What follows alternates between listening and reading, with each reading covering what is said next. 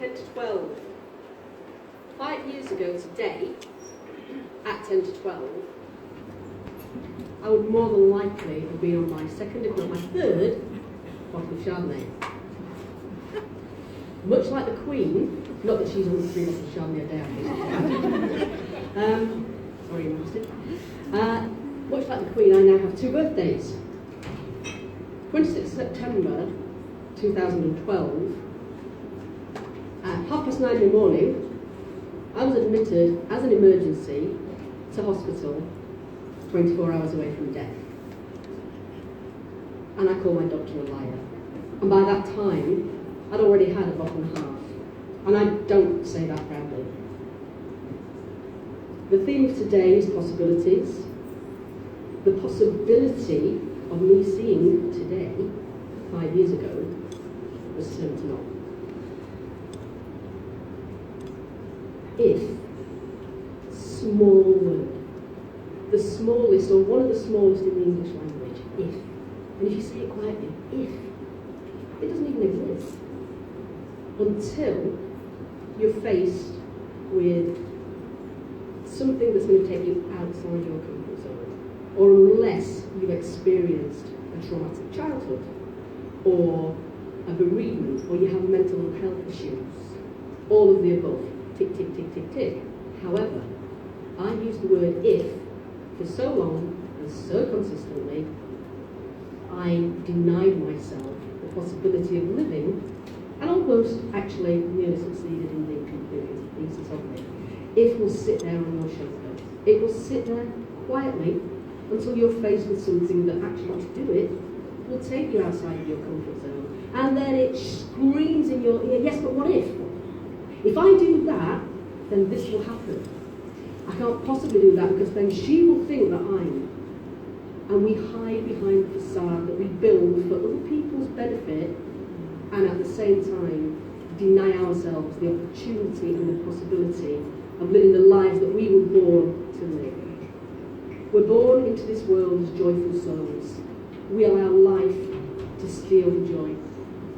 We allow the word if and the use of it to steal our hopes, our dreams, our ambitions, our aspirations, and if we're not careful, our lives.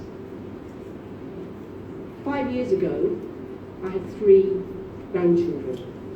Today, I have 6. I keep telling my children, do you not know what causes it? But seriously, I have 6 beautiful grandchildren, 3 of whom I would never, ever, ever have met. My health deteriorated significantly because I pulled my hat on the hook of mental ill health.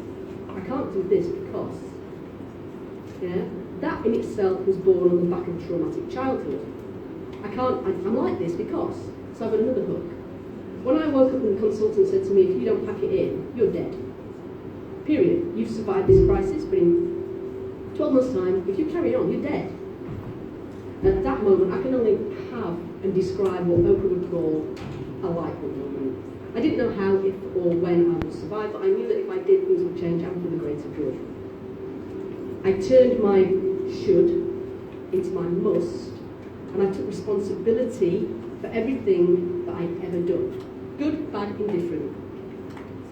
Ridiculously bad choices, good relationships I'd walked away from, bad jobs I'd kept because I was too scared to move forward. I took responsibility for all of it, and I got rid of if, but, can't, and maybe from my vocabulary, and on that foundation I rebuilt the life that I now live today. And the possibilities that are opening themselves to my family, simply because of that, are immense. I'm there, I am present, as opposed to just being physically present. I'm there in the moment for them, with them by their sides. But on a greater scale, I get to stand here and talk to people like you, not as a reformed alcoholic, saying, don't you dare drink that bottle of wine while you're sat on my table. I will pour it out for you, and I will celebrate with you the fact that you have the possibility to enjoy that socially with everybody else. Today, I find myself fortunate and grateful that I can speak to audiences such as yourselves across the world and across the UK, and in the work that I do on a day-to-day basis. I combine my professional background, which was in educational and social health care, ironically, in the field of mental health, with my own significant journey. This is not a why me type of life. It's certainly not a why me type of speech. It's a try me. If you think you are possible, you are possible. Yeah? There is nothing, in this entire world that can stop us from doing, being, and saying anything that we want to do, be, or say. Not your opinion, not your opinion. Not your family's opinion. Not the fear of change. Not the fear of making a mistake. Or the fear of lack, not being enough for people. We are all of us, ladies and gentlemen, we are all of us enough. Yeah? We're winners. We're born. How many of us don't even get this far? I think statistically it's something like 14 million to 1 chance of you being sat here in the incarnation that you are. Hell, that's the same amount as winning the lottery. You've won the lottery. Come on. You know? Celebrate the lives that you have, because I'm here to tell you this life today, this is all we've got. This is not a dress rehearsal. There are no second chances. Yeah? We are here, it's a one-time offer, in this incarnation at least. There are no overdrafts, no refunds, and very definitely no second chances. When you wake up and smell the coffee instead of the Chardonnay like I did, trust me, you get clarity and focus in life that's previously been missing. I'm fortunate. My husband, my children, my grandchildren, the friends who are really my friends and not the people that I tried to impress with most of my adult life are still in my life. I have friends today that I had when I was 11 years old. My family, to every single one of them, they are there for me because I am who I am, not because of what I overcame. Stephen Covey said, I am not defined by my circumstances. I'm defined by how I react to them. React, I think, is even too strong a word. If you react to your circumstances, I did, you then, if you're inclined, will go down one of two paths. I chose the wrong path, but one thing is certain, my friends, there are no mistakes in this life. There are only lessons to be learned.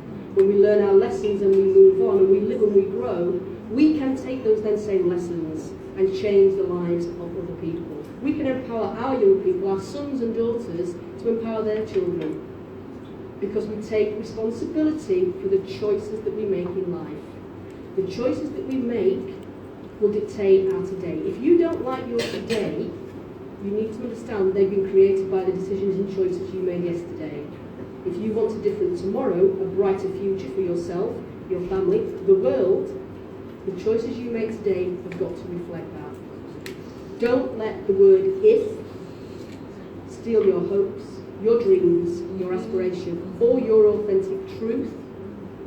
You are here for a reason. Please don't die with your possibility still inside you. Thank you.